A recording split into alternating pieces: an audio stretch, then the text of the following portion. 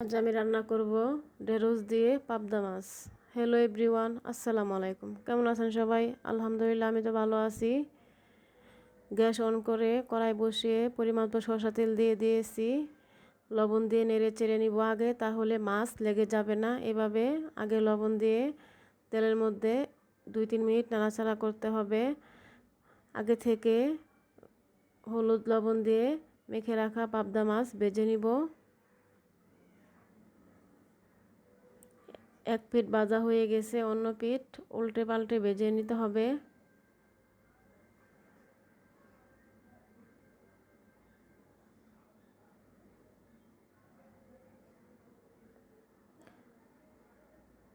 ভাজা হয়ে গেছে, নামিয়ে নিব।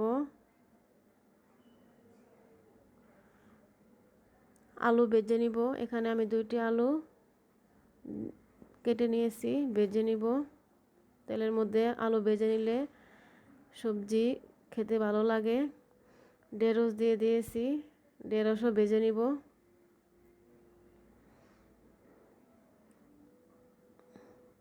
এখানে আমি একটি বেগুন নিয়েছি, একসাথে ভেজে নিব। সবজি তেলে আগে ভেজে নিলে খেতে খুবই ভালো লাগে। এই সবজি রান্নাটা খুবই মজা ছিল মাছ দিয়ে। ভাজা হয়ে গেছে, উঠিয়ে নিব।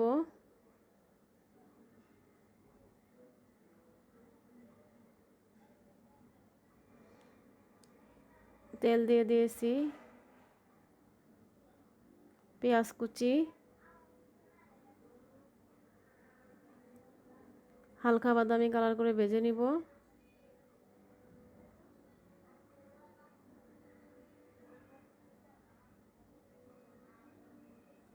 মশলা কষানোর জন্য পানি দিতে হবে।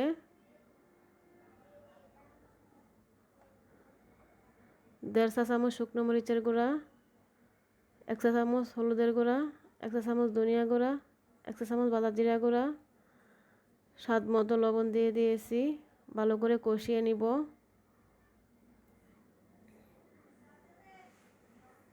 কষানো হয়ে গেছে, ভেজে রাখা সবজি দিয়ে 2 মিনিট নেড়ে চেড়ে দিতে হবে। রান্নার জন্য পরিমাণ মতো পানি। তরকারি কালারটা খুবই সুন্দর হয়েছে, খেতে অনেক মজা ছিল। ভেজে রাখা পাবদা মাছ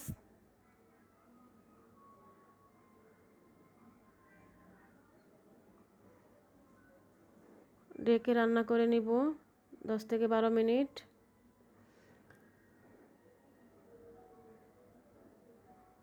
রান্নাটা খুবই মজার ছিল।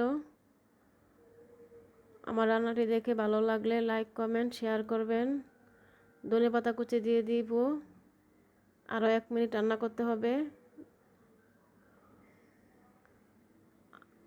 আমাকে সবাই সাপোর্ট করবেন, আপনাদের কাছে আমার অনুরোধ রইল। রান্নাটা অলমোস্ট হয়ে গেছে। সবাইকে ধন্যবাদ। আসসালামু আলাইকুম।